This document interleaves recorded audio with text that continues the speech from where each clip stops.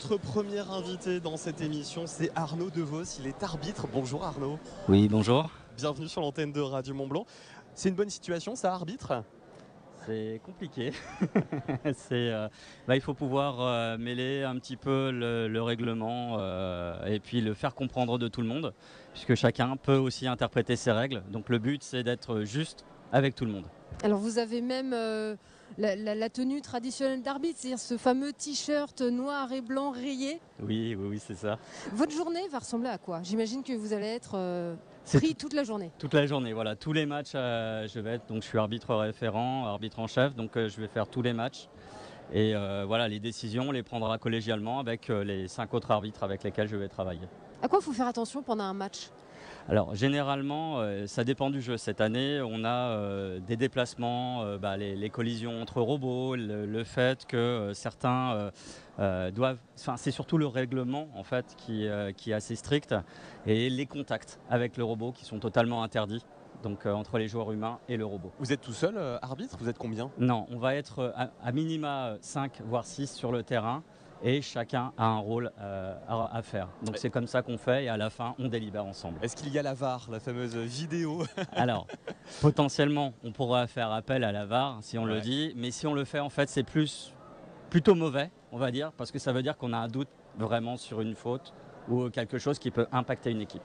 Est-ce que vous pouvez nous rappeler un petit peu comment vont se passer ces matchs? C'est des 2 minutes, c'est ça? Alors, ce sont des matchs de 2 minutes 30. 2030. Voilà, on a une première période qui s'appelle la période autonome. Les robots doivent se déplacer tout seuls, sans aucune intervention au niveau des manettes des joueurs.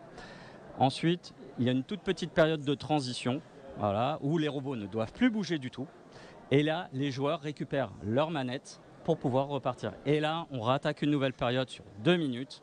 Et là, les robots sont contrôlés uniquement avec les manettes. Voilà. Avec différentes manières de marquer des points. Tout à fait. Donc cette année, on a des éléments qu'on appelle des spécimens qu'on va aller accrocher donc sur l'élément du milieu du terrain qu'on appelle le submersible. Et on a aussi ce qu'on appelle des samples, donc des échantillons qui eux seront marqués dans les paniers. Donc ça, ce sont des petites pièces en plastique en fait. Exactement. Ce sont cette année, ce sont des petits rectangles de couleurs, donc jaune, bleu ou rouge. Donc les bleus sont pour l'Alliance bleue, les rouges pour l'Alliance rouge. Bien sûr, il ne faut pas prendre les éléments de l'autre équipe. Et vous avez les jaunes qui sont des éléments neutres que chacun peut prendre. Voilà. Parce qu'on le rappelle, les matchs se jouent en 2 équipes de 2. Il y a des alliances entre les équipes. Tout à fait, c'est tout l'intérêt de ce jeu qu'on a cette année. Et ce n'est pas de la robotique de combat, hein, je le rappelle. C'est vraiment, là on travaille sur des alliances et c'est ce qui est le plus amusant. Justement. Et c'est de la précision. C'est de la précision, puisque de toute façon la période autonome fait que le robot se déplace tout seul, donc il doit tout seul être capable d'aller marquer.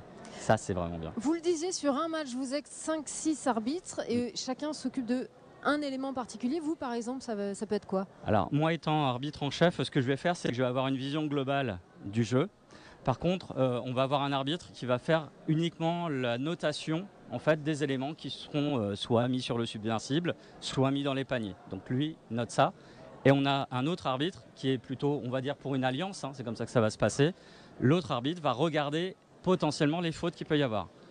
Suivant les règles, on a des règles, je vous l'ai dit, hein, le contact avec le robot est interdit. Si on a ça, c'est cet arbitre-là qui dira attention, il y a une faute. Si jamais il y a une panne sur un robot pendant un match, on avait vu ça sur les compétitions régionales. Oui.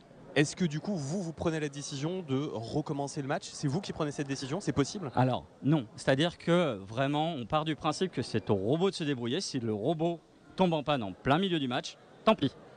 La seule décision sur laquelle on peut refaire jouer un match, c'est si on a un élément qui interfère sur le terrain, par exemple. Je vous dis ça bêtement, le terrain, je ne sais pas pourquoi, tombe ou se casse, on refera le jeu. Mais sinon, non, ça fait partie du jeu. Voilà, ça. Tant pis, il s'est arrêté, il s'arrête. Comment on devient arbitre d'une compétition de robots? C'est quoi votre parcours? Alors, moi, je suis mentor depuis 2 ans dans une équipe de robotique First. Après, comment on devient arbitre? C'est juste que j'ai animé quand même l'arbitrage sur déjà 3 compétitions régionales. Donc, au fur et à mesure, les règles, on les connaît, on les apprend, on échange beaucoup avec d'autres arbitres. Et puis maintenant, voilà, c'est ce qui fait qu'on s'amuse, quoi. Alors on le disait, vous allez être mobilisé toute la journée. Est-ce que, comme un vrai sportif, vous octroyez un entraînement spécial pour tenir la distance? Bon, on va dire non, ça reste, voilà, je reste bénévole comme tout le monde, soyons Ne clairs. chauffez pas les pouces pour les Mais manettes, voilà. tout ça. On est clair, mais non, mais après je pars toujours du principe que pour moi c'est un amusement. Tant que je m'amuse, il n'y a vraiment aucun problème et c'est ce que je veux. Et justement, je veux que tout le monde s'amuse, toutes les équipes s'amusent. C'est vraiment un jeu. Voilà. Et peut-être que dans les jeunes là, qui participent à la compétition, il y aura des futurs arbitres, dont 10, 15, 20 Je l'espère, on en a eu qui ont voulu arbitrer dans les régionales et justement, je suis content de les avoir parce que je leur laisse justement la liberté d'arbitrer et c'est normal.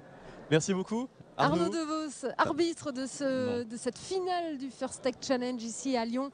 On vous laisse parce que, comme on le disait, voilà, vous allez avoir beaucoup de choses à faire aujourd'hui. Là, je me dépêche pour aller au briefing, il n'y a pas de souci. Merci à vous, merci bonne à vous, journée. bonne journée.